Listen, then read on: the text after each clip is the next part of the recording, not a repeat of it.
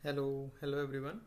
सो इस वीडियो में हम एनालिसिस करेंगे fundamental and technical power finance corporation की। तो ये भी एक पीएसयू सेक्टर की कंपनी है एंड इसमें भी सिमिलर चीज़ें हो रही हैं, सिमिलर काइंड ऑफ चीज़ें हो रही हैं जो कि हमारे आयरडा में हो रही हैं, जिसकी एनालिसिस हमने अपनी प्रीवियस वीडियो में की थी।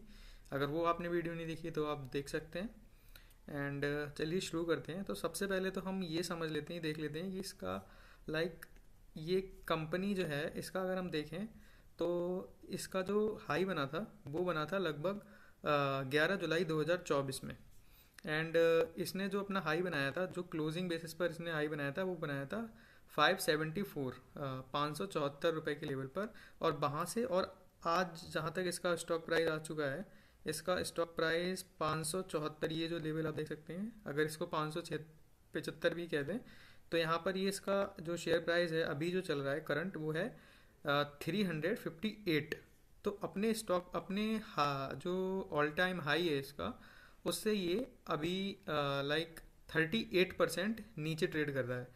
अपने ऑल टाइम हाई से 38% नीचे आ गया है। तो सबसे पहले तो इसके फाइनेंशियल देख लेते हैं कि क्यों इसमें इतनी गिरावट आई है कि अपने हाई से लगभग 40% ये नीचे है। और फिर उसके बाद इसकी टेक्निकल एनालिसिस करेंगे कि हमें इसको बाय करना चाहिए, होल्ड करना चाहिए, या फिर ऐड करना चाहिए, या फिर अभी वेट करना चाहिए। तो हम आ गए हैं स्क्रीनर.com की स्क्रीनर.इन की वेबसाइट पर। और ये हमारा पावर फाइनेंस कॉरपोरेशन लिमिटेड जो कंपनी का नाम है। तो यहाँ पर थोड़ा सा इसके बारे में पढ़ लेते हैं। ये भी एक तरह से नॉन डिपॉजिट टेकिंग एनबीएफसी है, जो कि गवर्नमेंट ऑफ इंडिया और आरबीआई के साथ इंफ्रास्ट्रक्चर को फाइनेंस करने का काम करती है, इंफ्रास्ट्रक्चर कंपनीज को फाइनेंस करने का काम करती है। तो एक फाइनेंशियल सेक्टर की कंपनी है।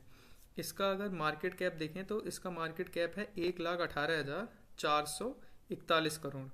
एंड अभी जो इसका करंट प्राइस चल रहा है वो 359 है। एंड जो कि बुक वैल्यू से कम है। इसकी जो बुक वैल्यू है वो 385 है। आप देख सकते हैं यहाँ पर बुक वैल्यू 385, बुक वैल्यू से भी कम प्राइस पर ये ट्रेड कर रही है। तो क्या इसके फाइनेंशियल में फंडामेंटल्स में कमी है, इसके फाइनेंशियल में कमी है, अभी हम एनालाइज करेंगे तो हमें पता चल जाएगा। तो स्टॉक पी अगर देखें तो इसका स्टॉक पी एग्जैक्ट टर्म में 5 से भी कम है, 4.78 है। आर ओ सी ही इस कंपनी का 9.73% है। एंड आर ओ ई 21% है, जो कि एक्सीलेंट है। एंड आर ओ सी ई भी अच्छा है। फाइनेंस सेक्टर की कंपनीज में आर ओ सी यूजली 10% के अराउंड अच्छा माना जाता है। यहाँ पर debt debt to equity ratio अगर देखें तो 7.88 है। तो क्या ये कंसर्निंग है या नहीं, वो अभी हम इसके पीयर्स में जाकर देख लेते हैं। तो सबसे पहले तो हम चार्ट पर चलते हैं, इसमें जो स्क्रीन पर चार्ट होता है, यहाँ पर हम पीई में जाएंगे और देखेंगे कि जो इसकी अभी जो इसका पी हमने देखा वो 4.78 है। लेकिन क्या 5 ईयर का पी, इसका हाईएस्ट पी कितना था? इसका हाईएस्ट पी रहा है 9। एंड अगर वन और इसका जो मीडियन पी है 3.8 है 5 ईयर का। एंड 1 ईयर का अगर हम मीडियन पी देखें तो 5.8 है। और जो हाईएस्ट पी रहा है वो रहा है 6.8।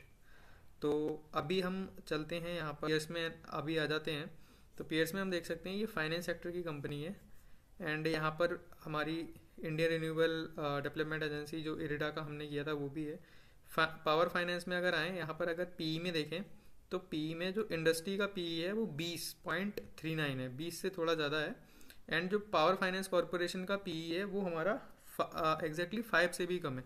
तो अगर हम इसको मान लें कि अगर ये 10 भी होता है पी यहाँ से, तो यहाँ से इसका स्टॉक प्राइस डबल हो जाएगा, ये हमें डबल रिटर्न कमा के दे देगा, है ना। और अगर हम यहाँ पर आगे बढ़ते हैं और यहाँ पर हमने R O C and R O E तो देख ही लिया है। आर ओ सी अगर हम देखें तो मीडियन आर ओ सी जो इस सेक्टर का है, P S U financing companies का, वो 9.49 है, 9.5 कह सकते हैं, जो कि हमारे पी एफ जो हमारी पावर फाइनेंस कॉरपोरेशन है उसका 9.73 है। And R O E median R O E यहाँ पर 14 है और पी एफ सी का 21 है।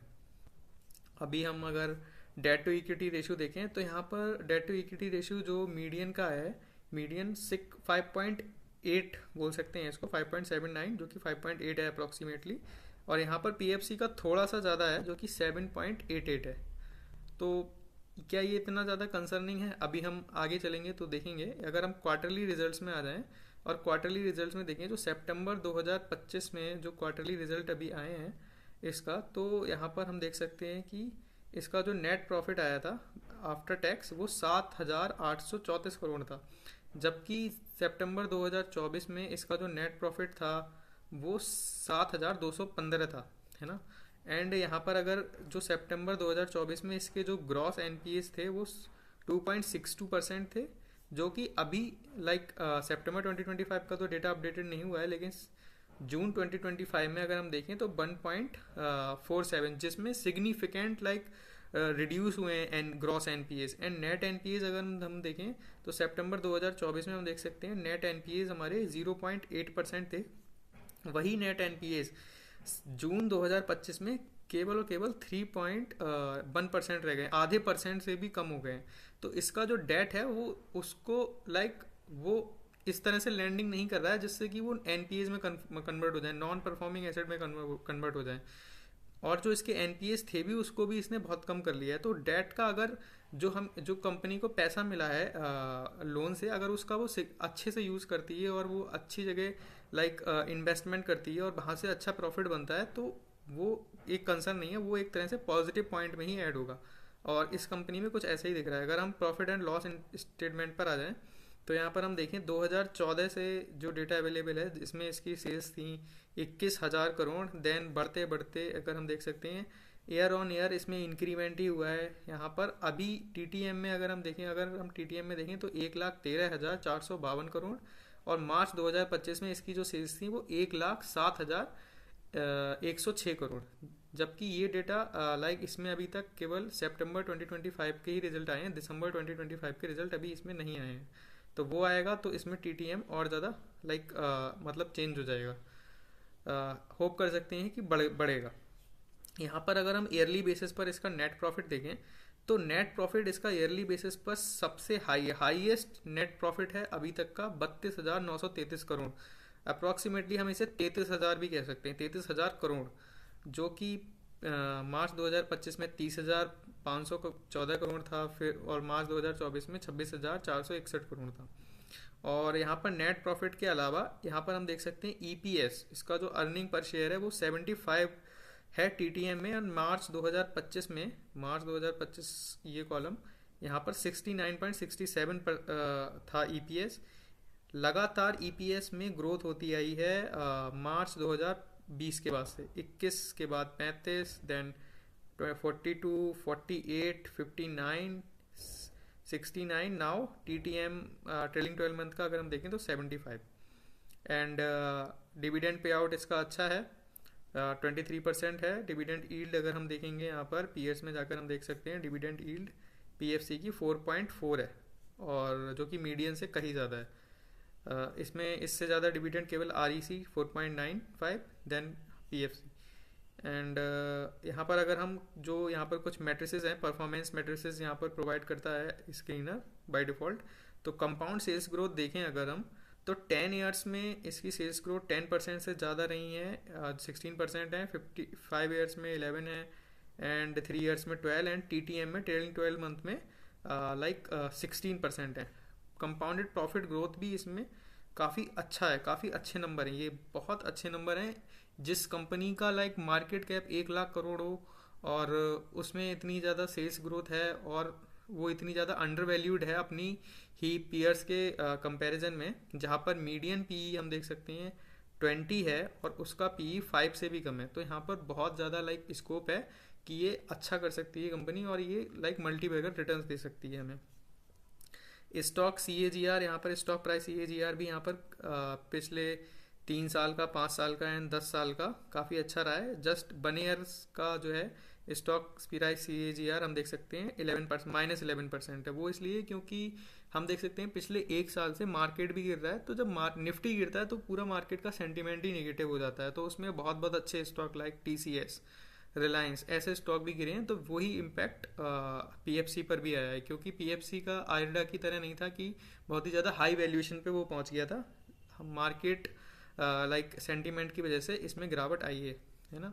Return of equity, return on equity देखें तो वो भी यहाँ पर एक्सीलेंट है, कोई प्रॉब्लम ही नहीं है यहाँ पर। रिजर्व्स अगर हम देखें तो 2014 में 26,000 करोड़ के रिजर्व थे जो लगातार बढ़ते गए, और अभी इसमें सितंबर 2025 में 1,23,000 करोड़ के रिजर्व्स हैं। बोरोइंग इसमें बढ़ी है, पर वो बोरोइंग का वो इनका बिजनेस है कि वो आरबीआई एंड ऐसे गवर्नमेंट ऐसे इंस्टीट्यूशन से पैसा लेते हैं और फाइनेंस करते हैं अलग अलग पावर और इंफ्रास्ट्रक्चर से रिलेटेड कंपनीज को, ताकि वो इस देश में ग्रोथ हो सके और वहाँ से जो इंटरेस्ट आएगा वो उस पर मार्जिन कमाकर ये लोग प्रॉफिट जनरेट करते हैं। अगर हम आर जैसे हम देख भी चुके हैं यहाँ पर। फिर उसके बाद अगर आप शेयर होल्डिंग पैटर्न्स में आ जाएंगे, शेयर होल्डिंग पैटर्न्स में इसमें प्रमोटर्स में अगर जाएंगे तो प्रेसिडेंट ऑफ इंडिया यहाँ पे प्रमोटर हैं जिनकी होल्डिंग है 55.99, लगभग 56%। Then F I Is, then D I Is, and then retail public. तो यहाँ पर हम देख सकते हैं कि यहाँ पर एफ आई आईज कंसिस्टेंटली इसमें 18%, 18.8%, देन 18.86, यहाँ पर F I Is and D I eyes की होल्डिंग में बहुत ज़्यादा डिफरेंस नहीं आया है। डी आई आईज ने ज़रूर, हम देख सकते हैं यहाँ पर 0.5%, आधा परसेंट अपना स्टेक हटाया है, जो कि रिटेलर्स पब्लिक सेक्शन में पब्लिक ने खरीदा है। लेकिन 10% public holding there is no concern, कोई कंसर्न की बात नहीं होती है। तो यहाँ पर अगर हम ओवरऑल इस कंपनी को देखें तो इसका जो प्रॉफिट है, net profit all time high है, इसका profit before tax all time high है, इसका यहाँ पर फाइनेंसिंग जो मार्जिन होता है वो देख सकते हैं 37%। 2024 में 37% था हाईएस्ट, उससे पहले 37% से कम ही रहा है, और इस समय सबसे ज़्यादा हाईएस्ट है। फाइनेंसिंग मार्जिन इसका ऑल टाइम हाई पर है, प्रॉफिट ऑल टाइम हाई पर है, पीई ऑल टाइम, अभी ऑल टाइम लो पर नहीं, काफ़ी ज़्यादा लो पर है। और इसमें ग्रोथ टीटीएम में तो 16% की ग्रोथ है, और कंपाउंड प्रॉफिट ग्रोथ 17% की है टीटीएम में। स्टॉक प्राइस नीचे है, तो यही मौका होता है जब कोई भी इसका जो फंडामेंटल को मैं दूंगा कि यहाँ पर फंडामेंटल वेरी गुड है मेरे अकॉर्डिंग। और ये मैं जो बना रहा हूँ वीडियो एनालिसिस कर रहा हूँ, ये एक एजुकेशनल पर्पज से कर रहा हूँ, मेरा कोई यहाँ पर आपके लिए रिकमेंडेशन नहीं है। आप अपना रिस्क मैनेजमेंट और वो रिस्क देखकर इसमें पोजीशन ले सकते हैं। तो अभी हम इसके टेक्निकल एनालिसिस कर लेते हैं। तो यहाँ पर मेरी वॉच लिस्ट में ये स्टॉक काफ़ी दिनों से था, लेकिन ये स्टॉक ने यहाँ पर एक कंसोलिडेशन जोन बनाया था। यहाँ पर अगर हम देखें, यहाँ पर इसने एक कंसोलिडेशन जोन बनाने की कोशिश की थी, यहाँ तक आता था। देन यहाँ पर इसने थोड़ा सा बाउंस बैक दिया, देन ये पूरा एक कंसोलिडेशन जोन था जिसका इसने यहाँ पर आकर ब्रेक डाउन कर दिया, इसको ब्रेक डाउन कर दिया। देन यहाँ पर आके इसने एक सपोर्ट लिया, है ना, यहाँ पर सपोर्ट लिया। यहाँ पर सपोर्ट लेने के बाद इसने एक स्ट्रॉन्ग बाउंस बैक दिया था, जैसे यहाँ पर इसने एक बाउंस बैक दिया, 20 ईएमए के ऊपर बेस बनाया, देन 20 ईएमए के ऊपर भी बाउंस बैक लिया, 50 ईएमए के ऊपर चला गया, 100 ईएमए के आसपास इसने बेस बनाना शुरू करा। लेकिन अभी पिछले 2 दिन से थर्सडे एंड फ्राइडे में जब ट्रम्प की वो जो न्यूज़ आ गई थी कि 500% टैरिफ लगा देंगे इंडिया, अमेरिका, ब्राज़ील पर, देन उसके बाद से जो मार्केट में निगेटिव सेंटीमेंट आया उसकी वजह से इसमें स्ट्रॉन्ग सेलिंग देखने को मिली है। अब मंडे में अगर ये यहाँ से बाउंस बैक लेता है और यहाँ पर चलना शुरू करता है, तो यहाँ पर सबसे पहले तो इसको एक अच्छा स्ट्रक्चर फॉर्म करना होगा। अगर ये यहाँ से चलना शुरू कर देता है तो यहाँ पर भी इसने एक हाई जो इसने एक हाई बनाया, देन फिर एक लो बनाया, देन एक हाई बनाया, देन यहाँ पर अगर ये इसको लो बना देता है और यहाँ से बाउंस बैक लेना शुरू कर देता है, देन हम कह सकते हैं कि इसमें एक higher highs and higher low का पैटर्न बना है। लेकिन अगर हमें इसमें एंट्री बनाने का सोचना चाहिए तो अभी इसमें एंट्री नहीं लेना चाहिए, क्योंकि हो सकता है ये इसको भी तोड़ दे, और अगर इस सपोर्ट को तोड़ देता है देन इस और भी नीचे जा सकता है, ये 300 तक भी जा सकता है, क्योंकि ये लगातार गिर रहा है।